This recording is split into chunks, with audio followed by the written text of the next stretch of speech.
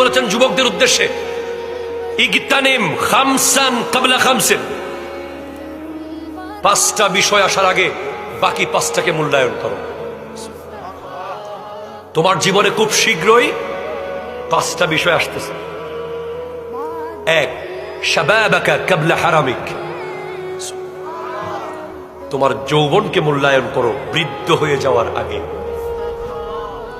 ওয়া সিহহাতাকা ক্বাবলা সাকামিক, তোমার সুস্থতাকে মূল্যায়ন করো অসুস্থ হয়ে যাওয়ার আগে।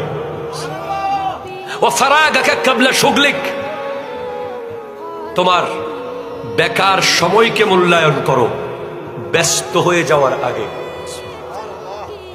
ওয়া গিনাকা ক্বাবলা ফাকরিক, তোমার ধন দৌলতকে মূল্যায়ন করো গরিব হয়ে যাওয়ার আগে।